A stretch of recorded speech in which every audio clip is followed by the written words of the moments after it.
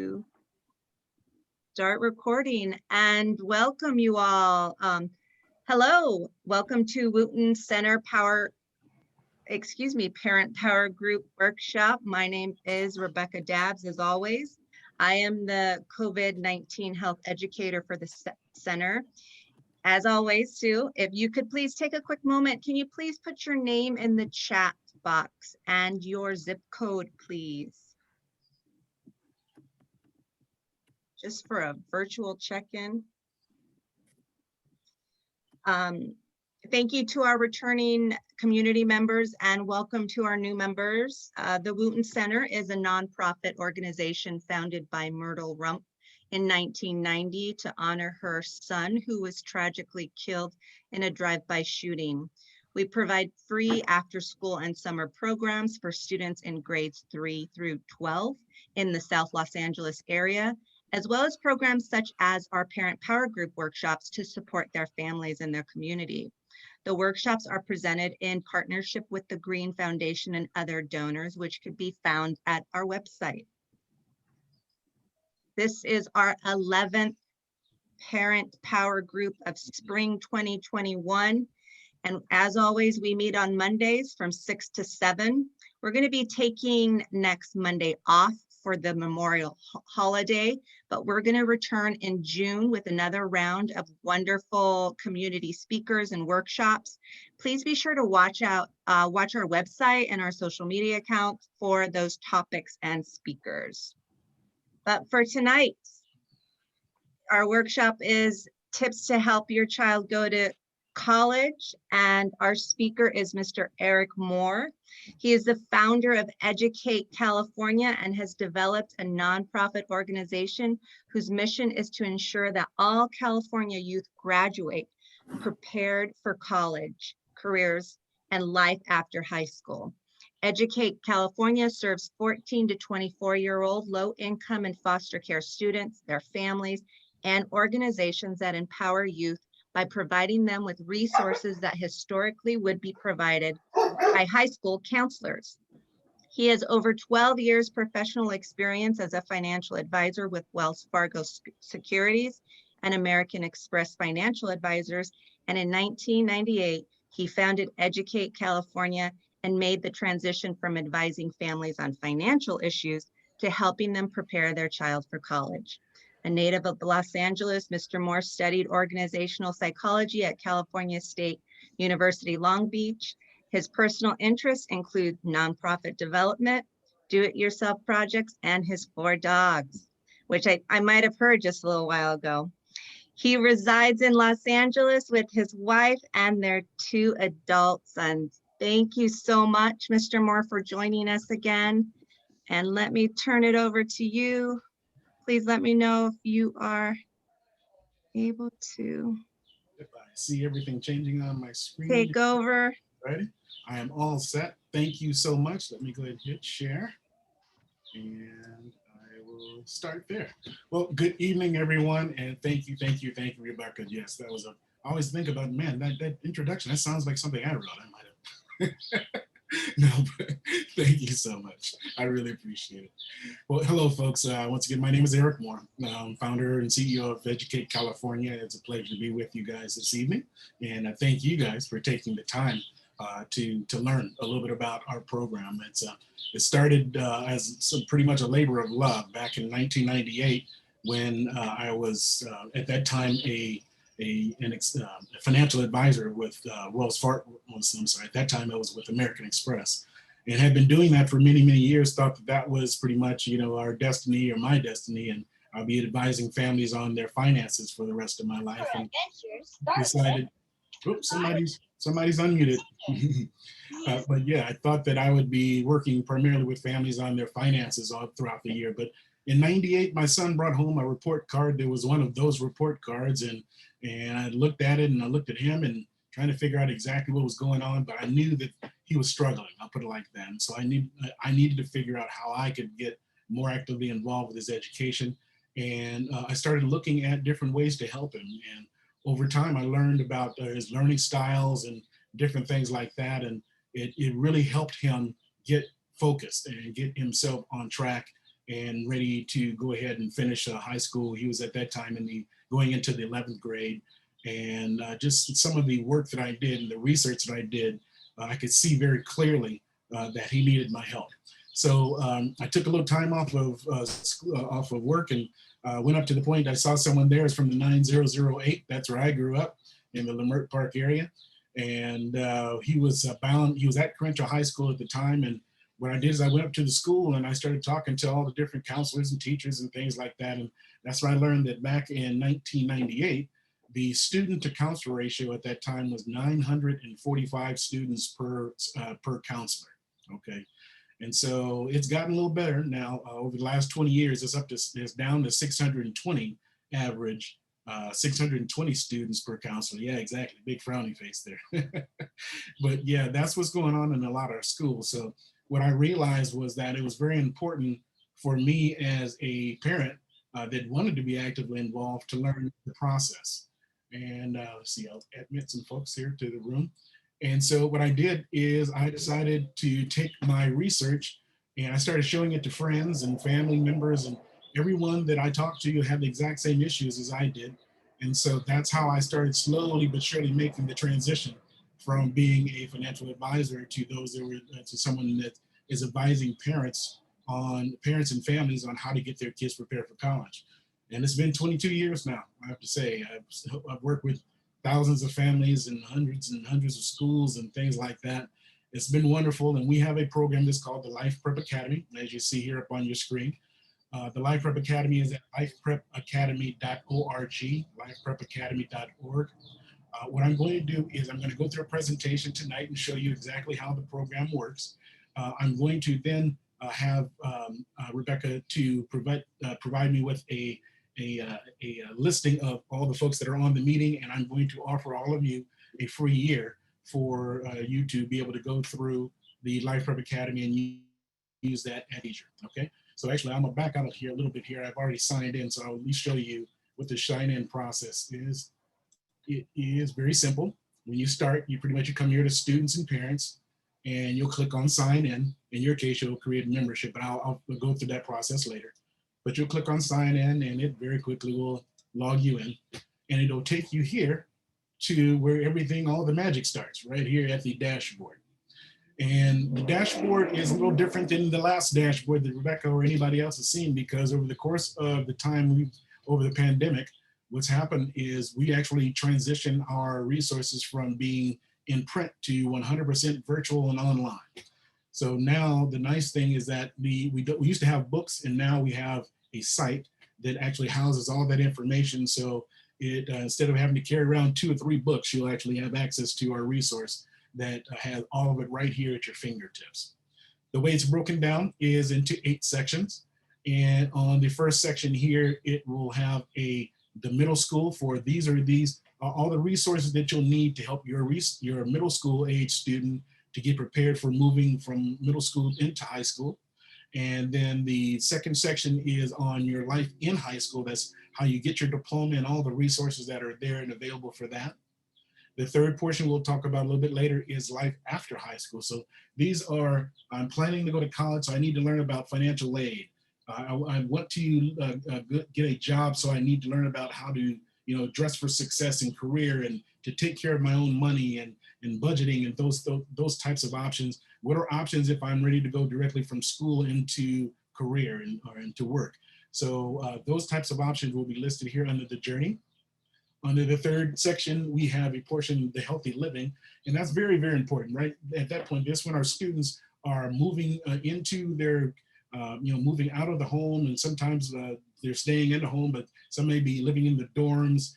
They're, becoming young adults, and we want to make sure they understand how important it is for them to live healthy and to have effective skills as far as being able to take care of themselves and to make sure that they'll be able to survive while they're in college on their own if they're not there in your home.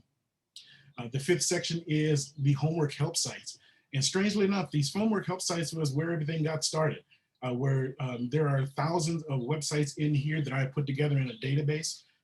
So it allows you as a parent to be able to help your student do their homework, for them to be able to do their homework on their own if they want, but they're great websites that they can do their research and so forth. And we'll go through the homework help sites as we go through. Okay, the scholarship engines is section number 6, and that's where you'll have access to hundreds of scholarships that are available for students that are here in the state of California, and so you can walk through those.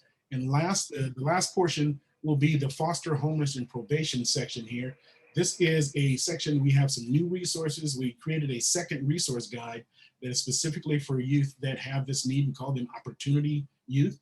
And it'll be the foster and homeless, probation, the immigrant, and the special needs. Now, one other section that I normally have already set up, we're just because we're transitioning over, is the surveys portion. This will be important here. I will be sending this out. See, I already had it set up, but I didn't get a chance to get it posted for you guys. But we have a pre and post survey.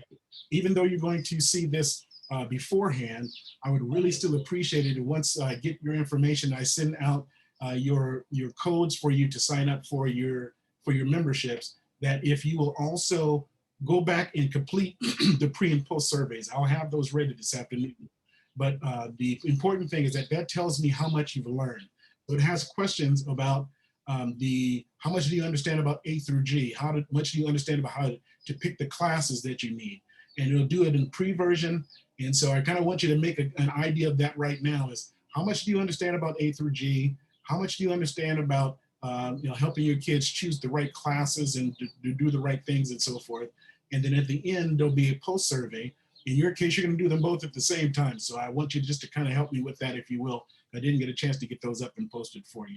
But what I'm going to do now is go ahead and walk through some of the different sections so that you understand exactly how it works. And let's see, let me put this up here in the chat. Let me see, did I see the chat go away? I'll put that up to there. So we have your zip codes. If I can ask some of you, if I can ask all of you to respond in the chat, what are the age groups that your students are? What are your kids in middle school, high school, 10th, 11th grade? If you can put that into the chat, that'll be very helpful, so I can tailor my presentation to that to see whether I need to actually go through. I will still go through the middle school here section, but real quickly, if you could just put that into the chat so I know what age ranges your children are, and I'll tailor the workshop to that. Okay, here, the first thing that we're going to start off with is that on the dashboard, there is a table of contents, if you will, called the quick links right here. Okay, great. I see 10th grade, 14 years old this summer. Okay, going into high school. Perfect. That's perfect timing. Hey, I see Alberta Moore. Wonderful last name. Okay, quick links here. On this dashboard page, there is a what we call the quick links, and they are pretty much a table of contents. So, okay, great. 12th and 8th grade, perfect timing, you guys. This is all perfect. So you're gonna hear my dog serenade you for a quick second. There's an ambulance going by. I'm sorry. Okay, but in the middle school section, we talk about the middle school years, and so let's kind of just walk through it. We'll walk through it. Okay. So in the middle school section, we talk about the middle school years, because there really is a big difference to the years. There is a big difference of, we want to make sure that the students understand how important it is for this time of transition. And that's really what it is. And as you can see, the database is really a listing of just short topics that you can walk through. Things that are most important, I bolded here, like the concerns that are often expressed by the middle school students are, finding their way around, getting used to having classes and lockers and things like that. That's all brand new to them. Mixing with the older students, I know I hear a lot of concerns about that. But one thing is that it's very good and for you to start early. That's the main thing I wanted to make sure that you understand, how important it is for you to start early with your students and to get them prepared for the whole experience. Parent engagement, of course, is exactly what's going to be really important, especially in the middle school. And as many people don't realize, they think kind of slowly it starts to taper off from elementary, then they can taper off a little and then taper off a little bit more because now they're in the high school. And quite honestly, it's exactly the opposite. It's very important for it to kind of ramp up and from going through middle school into high school. And yeah, they may not want you right there, but they need you right there even more than they understand. So they should understand the importance of, parents should always understand how important it is for you, especially all the way through 8th grade and going into the 9th grade, that you as a parent have a role there. And it's important for you because actually it's going to take you some time, quite frankly, to get used to the new role that's coming up. So it's very important for you to stay involved, stay right there, no matter what they say. They may, they may not want you to do that, but they'll appreciate it, definitely. So here's some of the challenges. Once again, we have the challenges that they experience of the different classroom structure. There's new expectations of them and so forth. And so you want to make sure that you just kind of talk to them about that. Here's some steps that your kids can take to really get themselves ready for that transition. Let them know now you're going to be transitioning from middle to high school. Here are the changes.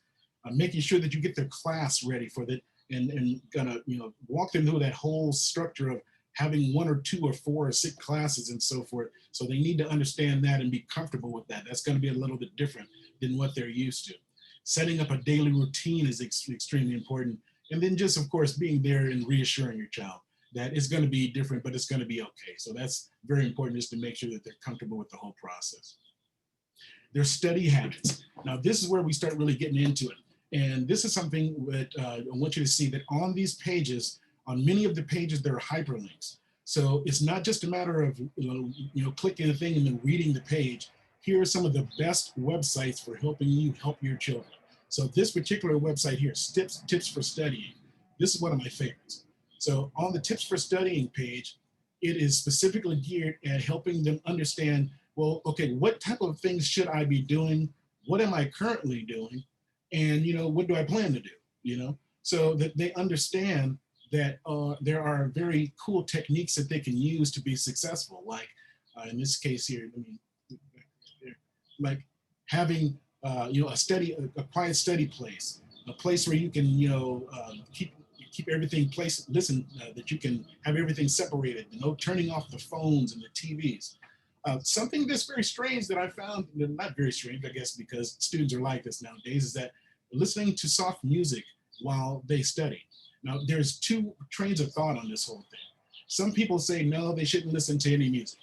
And strangely enough, I just happen to have a very auditory wife. My wife is just that way.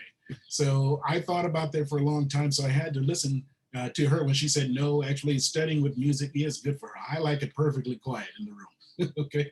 But the reality is that students have their own study technique. I would allow studying with music as long as they're not studying in a group. Okay. And that's a big difference there, okay? If they're studying in a group, then slowly the studying with music turns into sing-alongs, okay? And so very important, if the kids are studying on their own, I'm okay with the studying with the music on, as long as it's not too loud and you think it's not gonna distract them. But if they're getting the grades with the studying with music, then I'll let them go ahead and study with music. That's fine with me, okay? Keeping track of their progress, giving yourself a pat on the back and so forth, but some nice techniques with the students can use just to increase their study habits. And these are the ones in middle school. We have some more that they can use in high school. And once again, they'll walk them through different things that are very important. One thing I will definitely encourage you to talk to your students about, even at a young age in middle school and going into high school, is their learning style. This is really what got me started with my son, is that when I found out that he was not learning in the learning style, that's what changed everything for him. So what I do is, at one time I will go through this with the student, and you should do this with your kid, is that walk them through and make sure they understand which style they are. And the way I explained it to my son, and I explained it to thousands of kids now, is that once again, my wife and I are very different.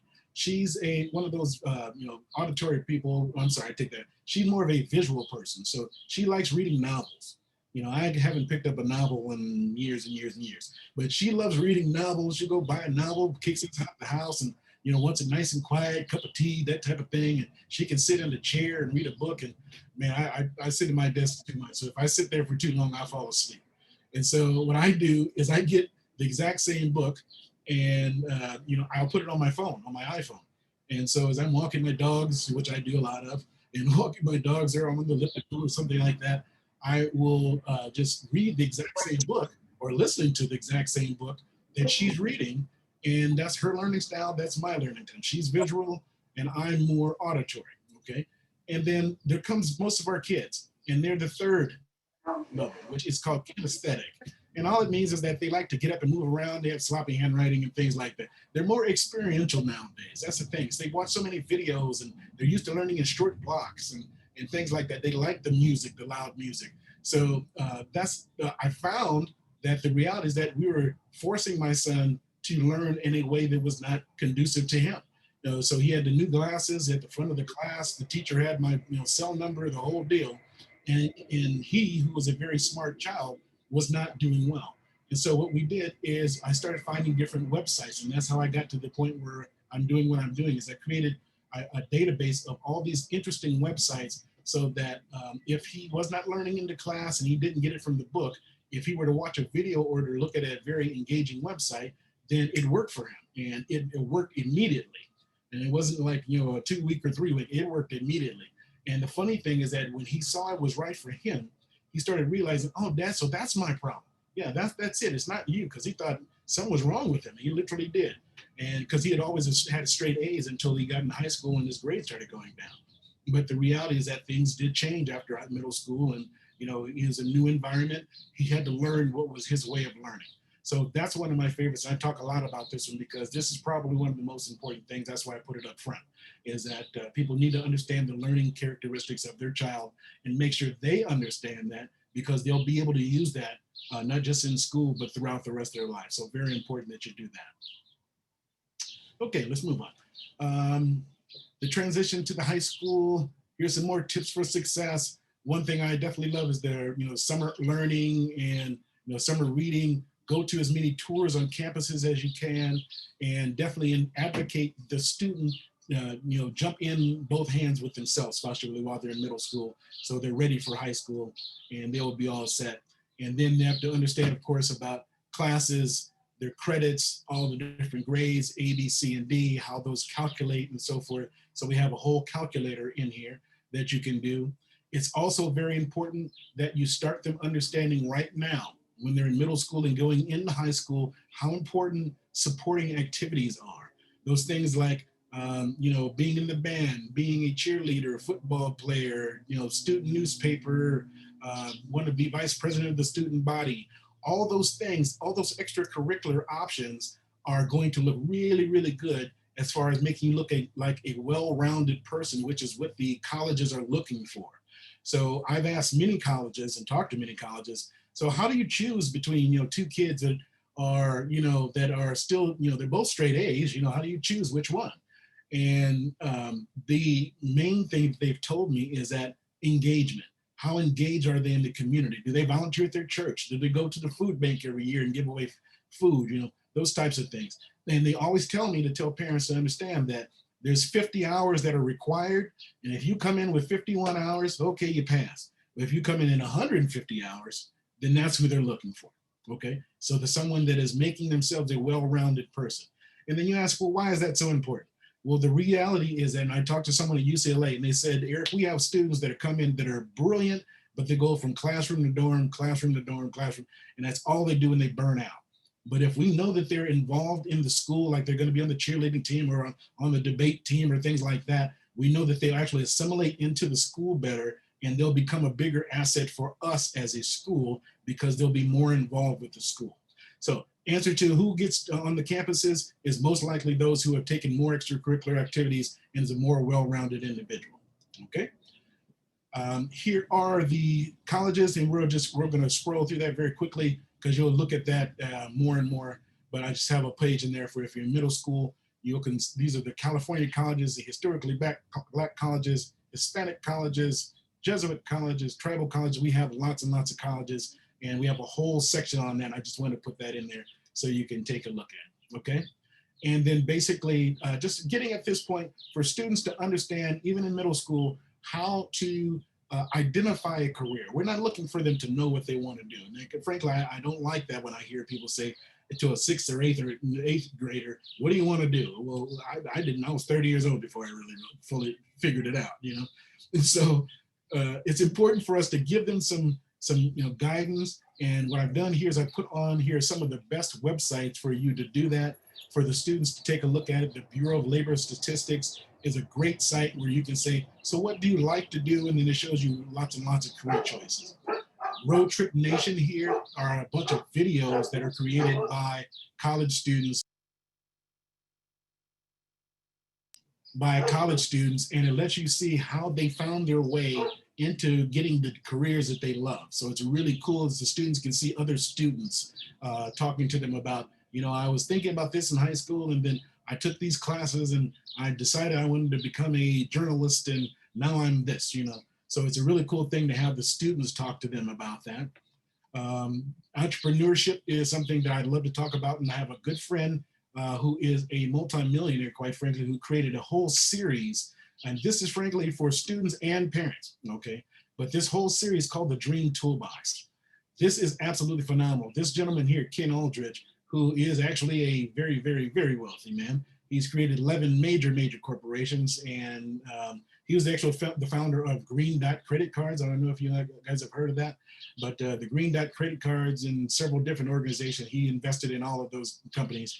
But there are 21 for free. There are 21 video casts that if you have a student that's thinking they may want to start their own little business or something like that, or if you as a parent want to go back and learn how to be an entrepreneur, they're all for free. I've watched every one of them, and it's excellent, excellent. It's called the Dream Toolbox at dreamtoolbox.com. Take the off of there.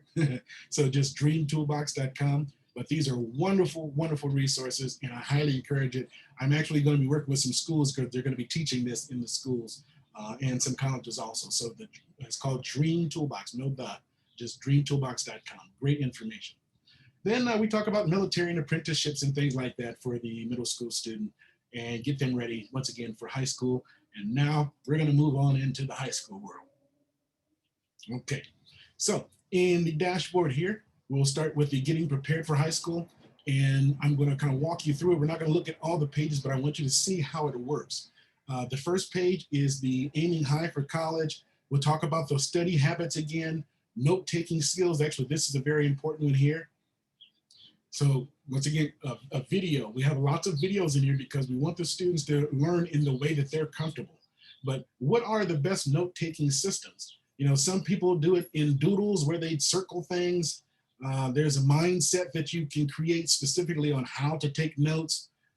They have structured lines. They have, you know, those that do it review models. There's a Cornell model. So I won't show you every one of them, but there's 6 different models that have already been tested and tried, and you don't have to create them. Okay, so you can look at those and go through them with your student and find out what type of model are you. And this is my favorite right here. This is my wife's model, as a matter of fact. She comes home and she comes home from a conference and she's written notes everywhere with things connecting and so forth. And, you know, me, I just list things in order, you know, and so forth with a bullet point next to it. So you need to find out and help your students find out what is their favorite way of taking notes, and then have them stick to it, because frankly, it'll work for them. If they find a way that they like and it works, then keep them with that. They don't have to change 4 or 5 different types of models, but just find a model that will work for them. Because like I said, I love that whole flowing of different ideas here. There's things that kind of pop up and so forth, but there's a way that they can help themselves with the note-taking. Learning styles, we talked about that. Finding the right mix, how to make sure that the students get the right mix of classes and activities at the same time. And then here, for you as parents, what parent engagement level do you want to be at? There are 6 or 5 different levels. We definitely help parents go from 1, 2 to 3. That's the participant to engaged to involved. And essentially what you've done is someone who occasionally I come to a meeting every now and then, to a person that not only do I come to every meeting, but my child knows me, the classroom teachers know me, the counselors know me. I come to every meeting, I'm involved. They know that they can reach me at any time and so forth. So you want to move that. And then we have folks that, you know, go to the leaders and ambassadors. I guess I did that over a course of time and starting a nonprofit that I never anticipated starting. So I took it a little bit to the far right there. I never thought I would say that far, right? But yeah, I went all the way to the end on that, is becoming an ambassador. And you can too. As a matter of fact, what we do for the Life Prep Academy is, if you are so inclined, we have a lot of parents that say, I love this. Can I teach this in my church or in my group, my synagogue or whatever? And yes, we can actually train you as a parent. If you love to do this, we can train you to go out and train others how to be more actively involved if you like. Then we'll talk about those A through G requirements. And remember, I'm going to send you that survey link. And this is the main thing that we talk about, because I want you to understand that. So what does A through G mean? Very important. A through G is your key to the Cal State or the University of California, okay? A through G is the key. There are 15 classes, 15 classes. And people always say, so what does A through G mean? Well, here we go. A is history, B is English, C is math, okay? So those are the A through G's, and that's what they mean. And what it means is that there are 15 classes that you have to take, or your student has to take and pass with a C or better, that will give them the ability to therefore go to the Cal State or the University of California. In year 2018, I believe it was, 17 or 18, of the students that graduated, of the students that actually graduated from the LAUSD, 49% of them had not taken the right classes. Okay? 49% of, oh, no, I take that back, flip that. Only 49%. Okay? Only 49% of the students that graduated had taken the right classes in order to get them onto the Cal State or the UC. So it's extremely important you do this. Look at this list. Make sure that you download the planner. Check it off for them. And they should know what happens first, second semester. And then more importantly, right here, take a look at this one. Right there at the bottom of the screen. That's the most important thing. You want to review this over and over and over and over and over. Here is your students going to UCLA or the UC level schools if you get good grades in this type of matrix. So it has 4 years of English, 4 years of math, lab science, 3 years. Oh, but it only requires 2. It says it right here, Eric. Yeah, but if you want to get on the campus and compete, take 3. Okay. Yeah, but it only says 2 years of foreign language. Yeah, I know that. Take 3 because they want to see your students standing out. You know, we have students getting a 4.1, 4.2, 4.3, 4.4 nowadays. Okay. And that's because they're taking those extra classes, and we'll talk about it. Exactly, Regina. Always go above and beyond. And under foreign languages, something I love to talk about in here. Right now, it is extremely important that students understand, and all you guys understand, that if you speak a foreign language, you get a bigger paycheck.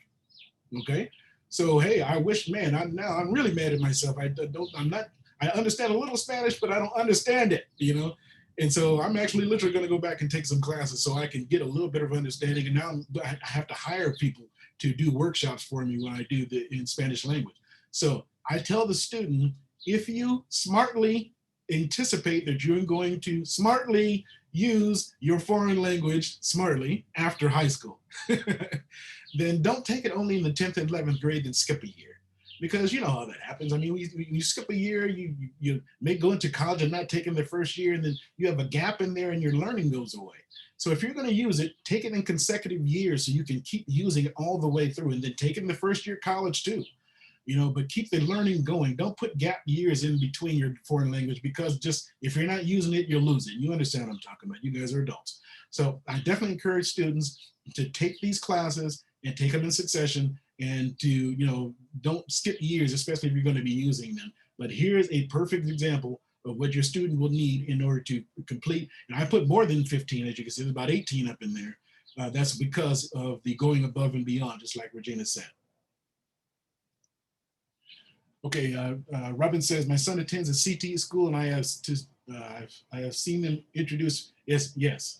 And if they do not have a foreign language, you definitely need to introduce that, or to insist that they do something like that, because it's extremely, extremely important that they have that extra language.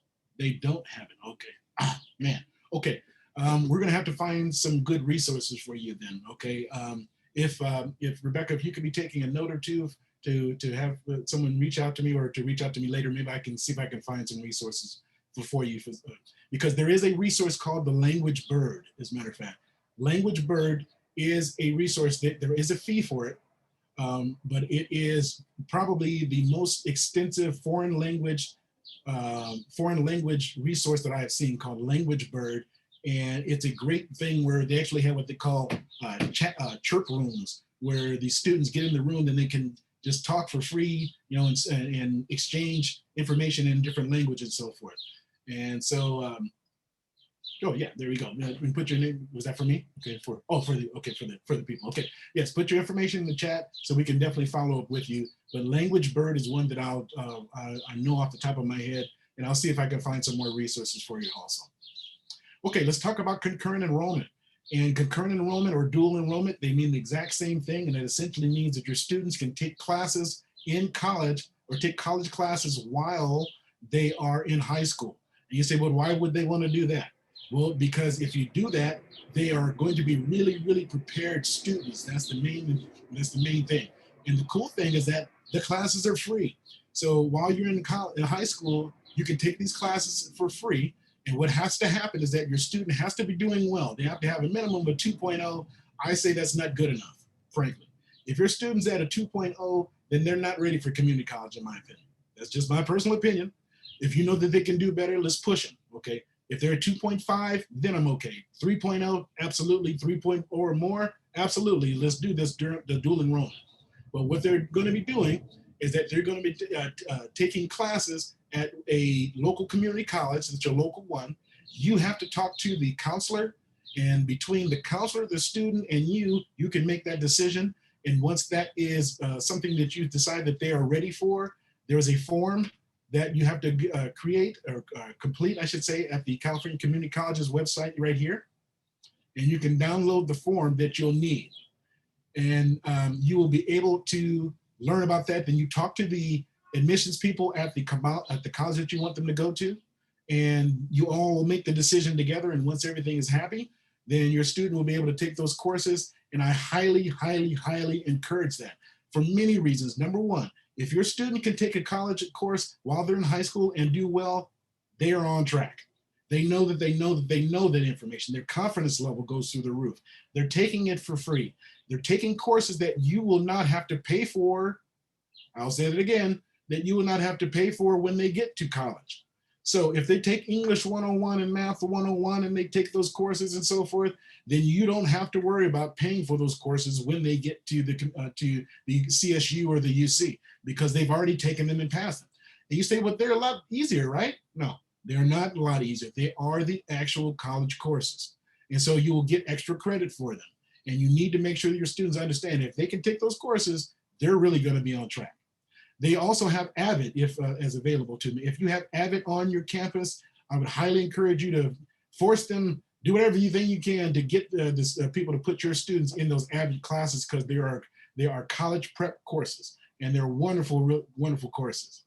AP courses, what are those? Those are advancement courses. So you can get extra credit for those courses, and you can, and once again, if your students take that course and pass that course, then you know that they're doing well. So you say, I should take as many AP courses as I can, right? No, no, no.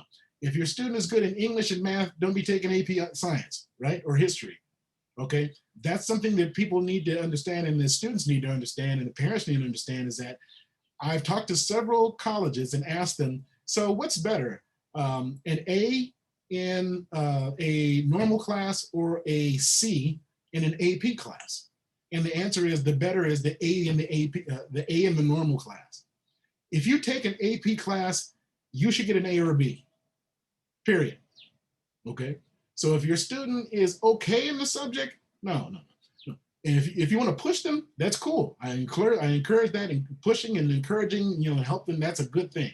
But understand that AP classes, you do not want to get less than a B in an AP class, because that takes away all the magic of having taken an AP class, right? So you're saying I have a strength in this class, but if I get a C, you don't technically have a strength. So you need to understand that. An A in a normal class is better than a C in an AP class. But if your student is good in science and English, encourage them, push them, and yes, you can definitely make that happen. Here's some tips for AP success. I will show you this young lady right here who is a phenom. And before I do that, there is a thing called weighted versus unweighted. I will tell you that. Weighted means A is 4, B is, weighted versus unweighted means that some classes can be for a higher grade than others, okay? So a basic unweighted is the A, B, C, D, 4 points, 3 points, 2 points, 1 point. But some schools actually have what they call weighted. So an AP class can have 5 points, or an honors class can have 4.5 points, and so forth. So some schools do that. Not all schools do, okay?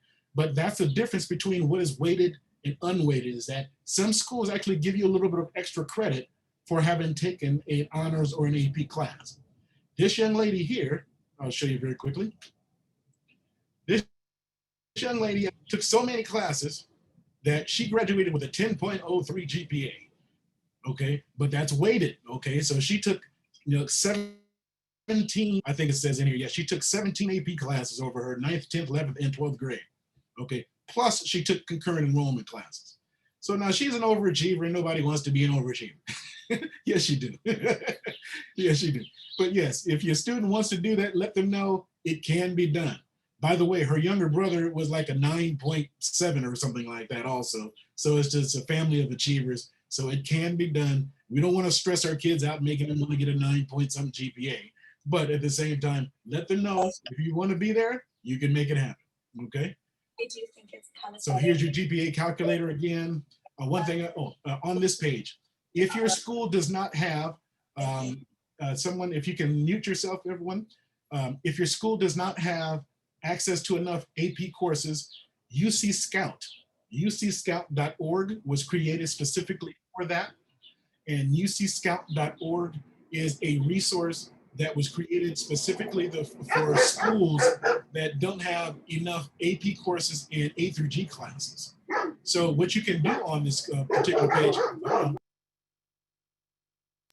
what you can do on this website is you can go to UC Scout and sign up to take all these different AP and A through G courses. So these are all the A through Gs, and for each one of them, they have AP courses that are available. They're all free, okay? The way it works is that you talk to the counselor at your school, let them know that your student wants to take an AP course. They say, okay, we don't have AP government or AP world history. And you say, okay, that's fine. I'd like for them to do it with UC Scout. And then you coordinate with the actual counselor because the school has to grade the actual exam that they take, okay? So you let them know that they want to take it and they can take it. As you can see, they have the normal, these are the A through G ones here, world history and US government. And then they have AP level also of all of those that are available to you. So you talk to your school, the school counselor, let them know that you have a course, they don't have a course that your student wants to take, and then you let them know that you want to go through UC Scout and you'll be able to take it. It was created by the UC system because they wanted to average things out and make sure that there was equity in students no matter where they are, as long as they have access to a computer, that they have access to all these AP courses if they want to take them, okay? So great resource. One last thing I'll talk about on this page is the NCAA. If you have a student that is planning to play sports in college, it's imperative that they go to the NCAA site so they learn all the rules. We've actually had students that have done things as simple as, accept a lunch invitation from a coach. Where a coach from a college says, hey, I just want to talk to you and see if you want to, come to our school. Let's have a lunch. I'll buy you a hamburger for lunch. And that buying of a hamburger can be considered by the NCAA as a restriction violation, and students can lose their scholarships over a $3 or $4 hamburger. Okay, so I want to make sure that you understand all the rules. If you have a student that's an athlete, this has to become their best friend, the eligibility center, where they can learn how to stay eligible.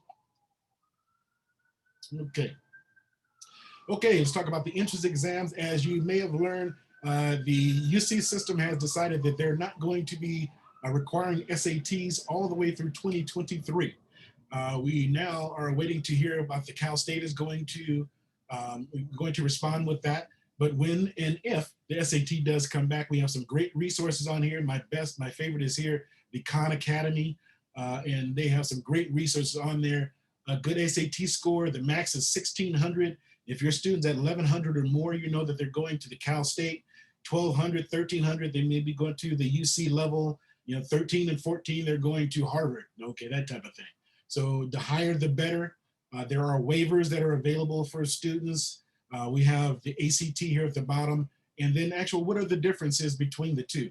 Very important. And there are some subtle differences because some people do better on one and some people do better on the other. So if they do come back, and they probably will at some point, at least some kind of a testing, understand at least what the differences are, because the nice thing is that you get to take both and then submit the one that you do the best on.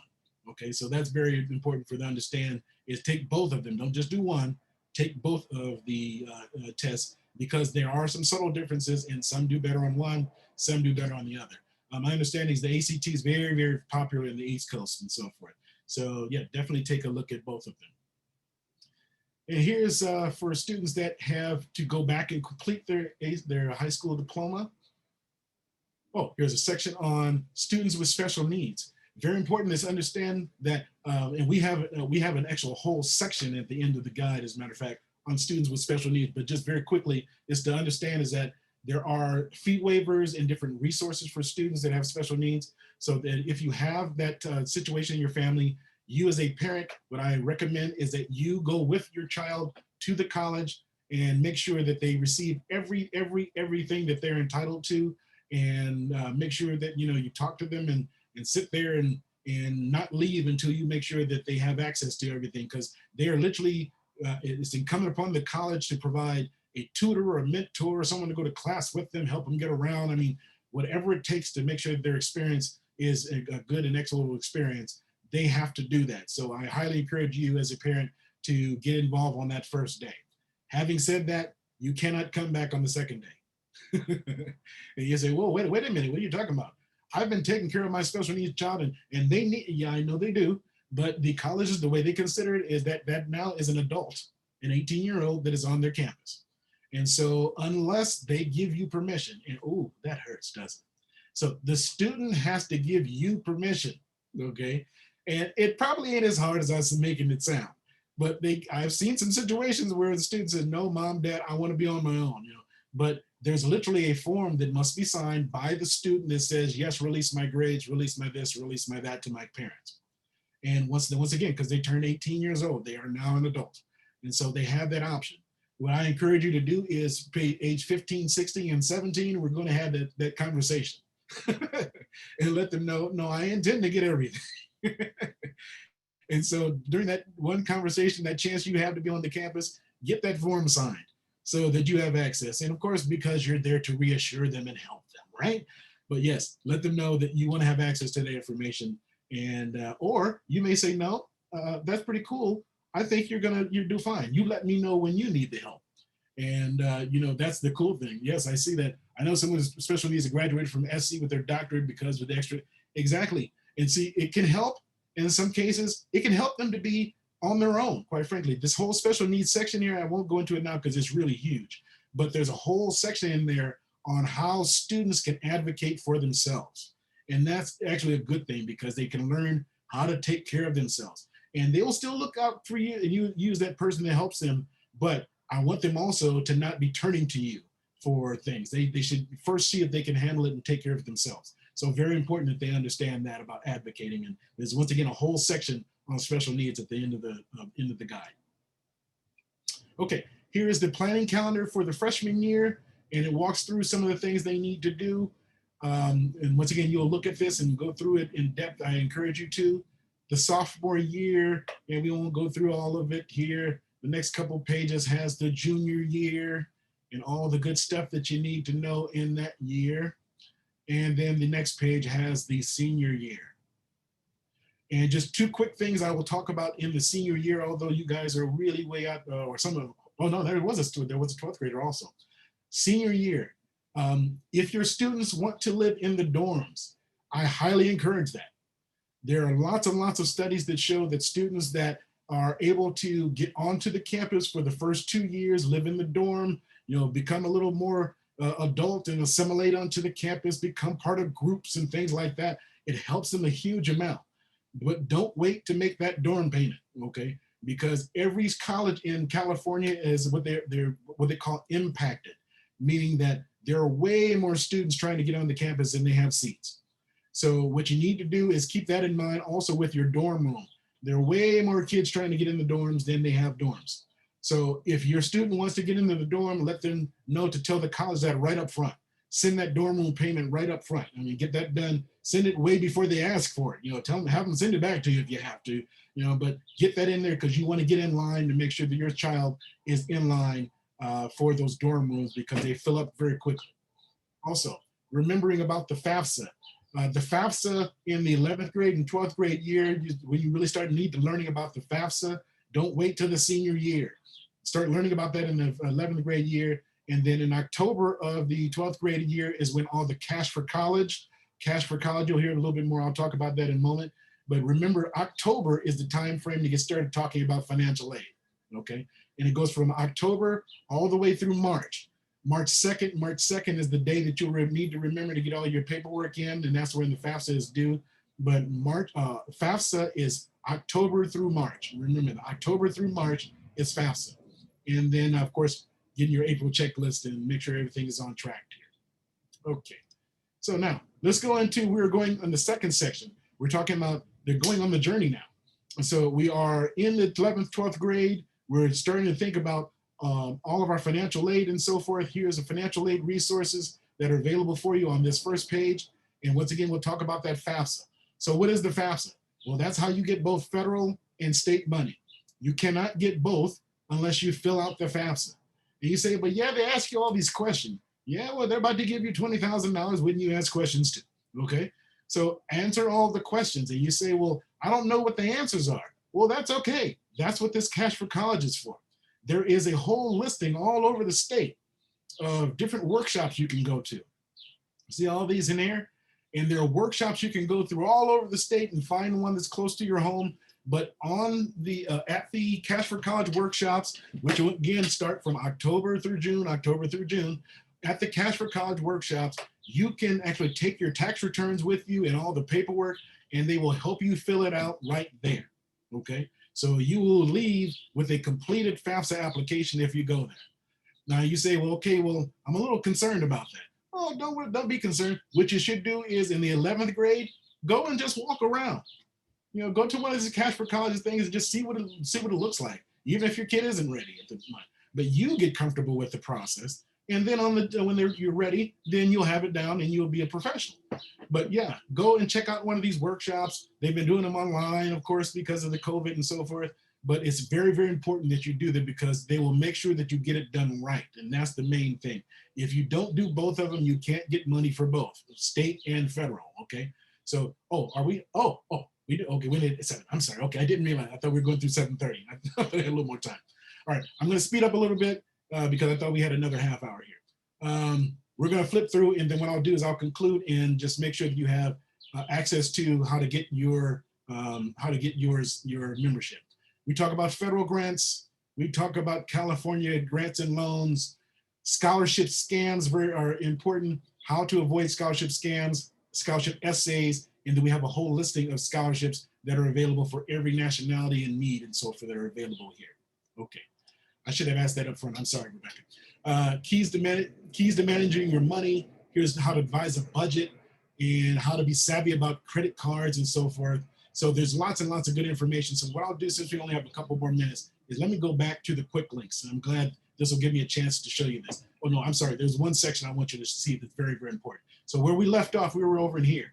We were moving from this portion to this portion. We didn't get to talk about healthy living, but in here, one thing I will show you is the role of diet, exercise, and sleep, mental health, and youth crisis line. Very important. If you have students that are stressed right now, that, you know, we've had a lot of issues, and I won't go into details about them, but make sure they understand there's a place where they can reach out if they have any questions or they're really concerned.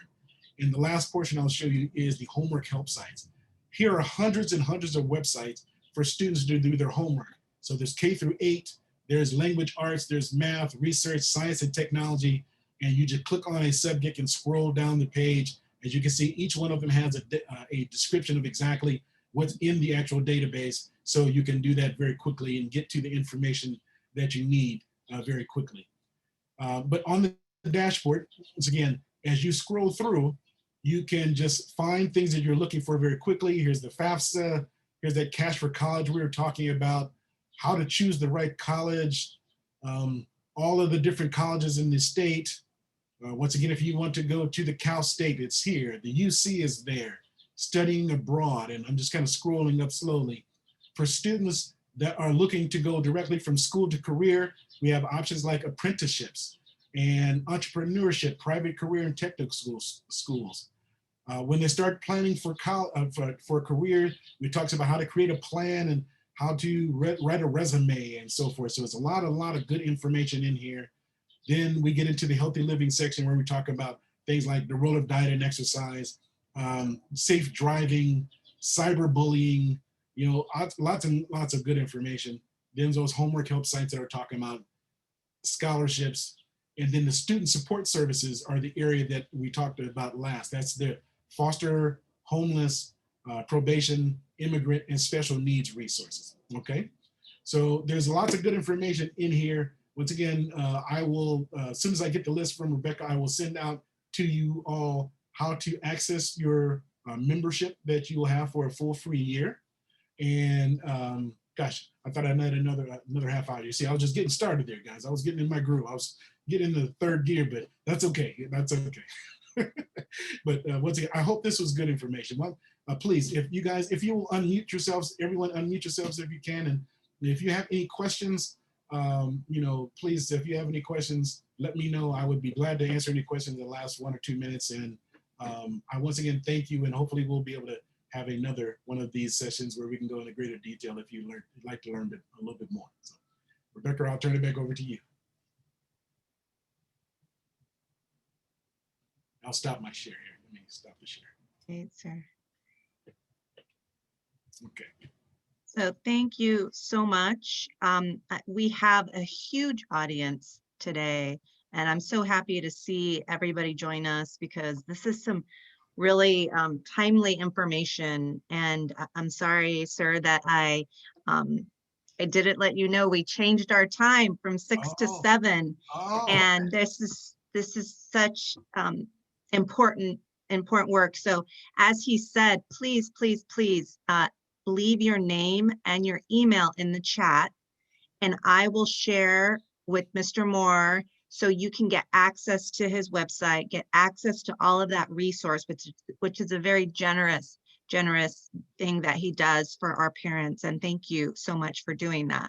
Does anyone have any questions for Mr. Moore? Let me just double check. I just wanted to say it was a really good presentation. I'm gonna watch it again. That's why I was asking about YouTube, because I want to watch it in depth. I'm like doing stuff, but I'm watching and listening at the same time. But I want to get all the nuggets, and I just swiped over and looked at the website. So I'm eager to get into it and, you know, get started. Even though my son is just going to be going into 9th grade, of course, I want to be, you know, 2 steps ahead to get him together and help him along. So thank you so much. You're very welcome. And the 9th grade is the perfect place to start.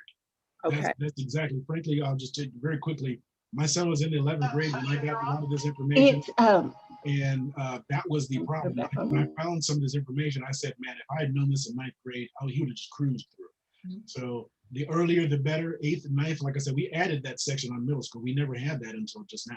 And so I did that because I just want parents to understand that, you know, there is a transition there, but it's very important for you and to stay involved. And I'm so glad that you guys are here. If you guys will stay in touch with me, we're going to have more of these. We typically have them, you know, for 90 minutes, or we actually do some on the weekends. There are 3 hours where we go in depth, serious.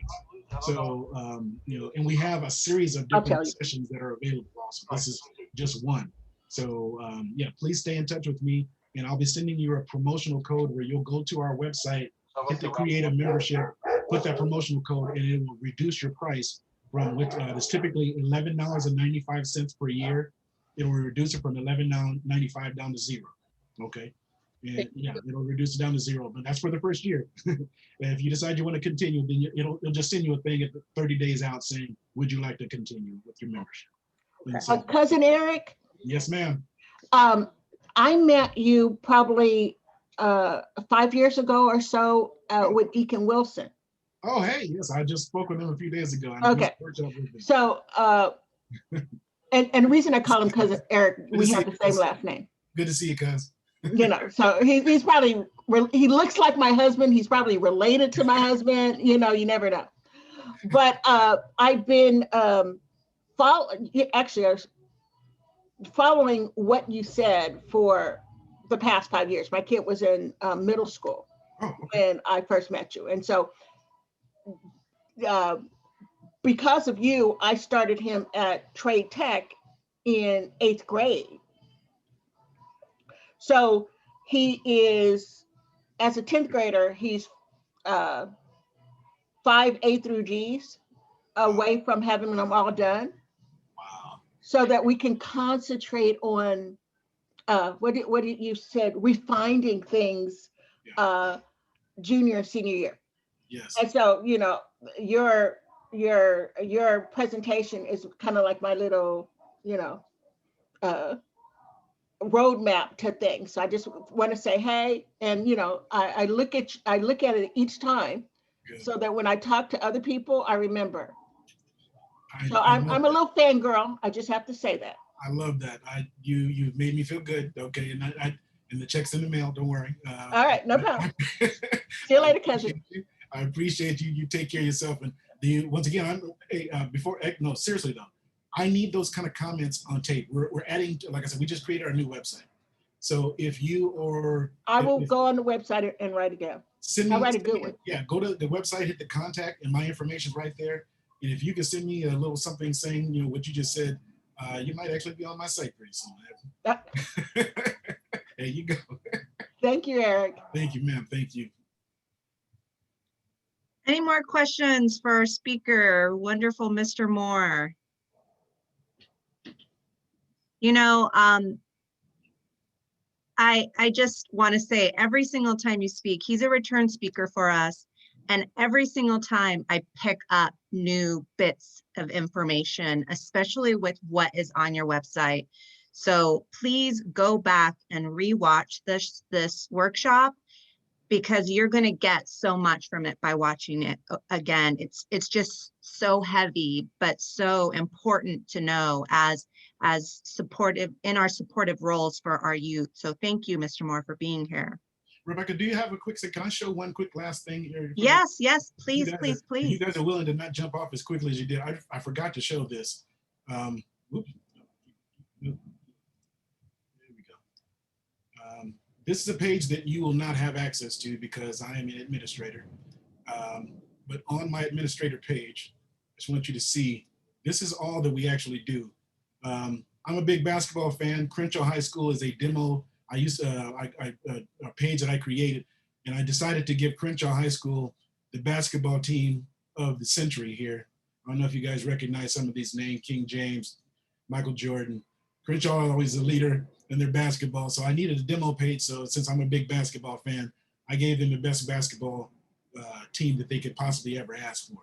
But the important part here is that the sessions that are available. So if a King James wants to take Mrs. James says King needs to take some of the sessions, these are all the actual sessions that we teach, okay?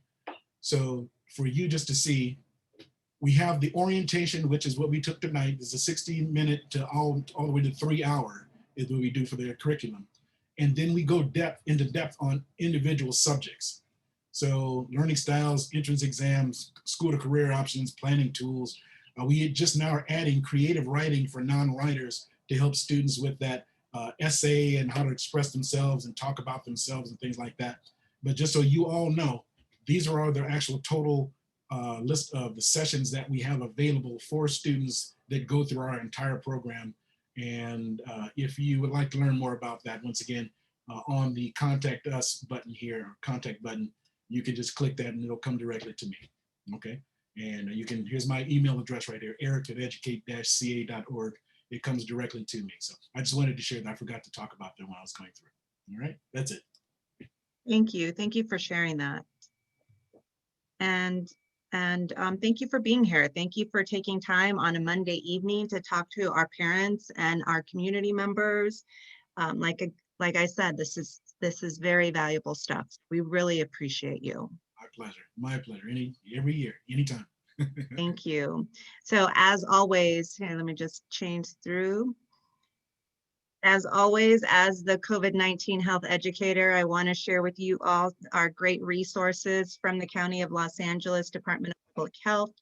COVID-19 testing continues to help keep our community safe and keep our COVID-19 numbers low. Testing is free and confidential and can be found at a variety of sites throughout the county.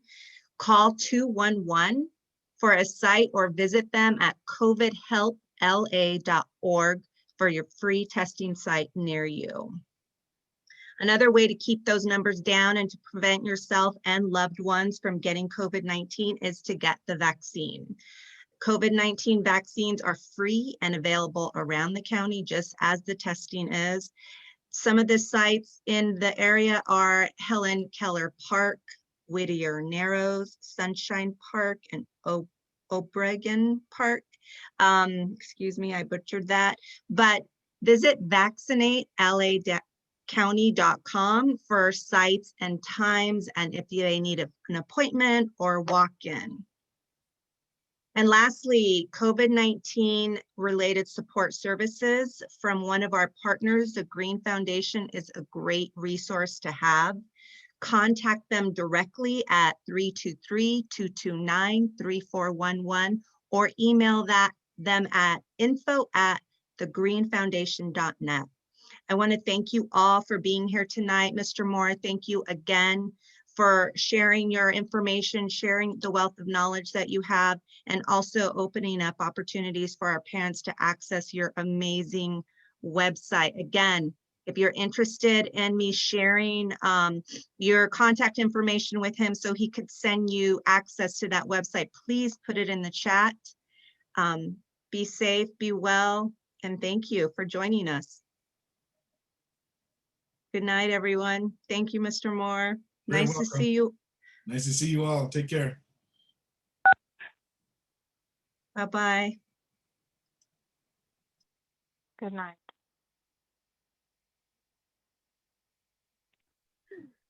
Thank you, Lisette. Thank you so much for your help. Yes, thank you. See you next week. Be well, be safe. Good night, all.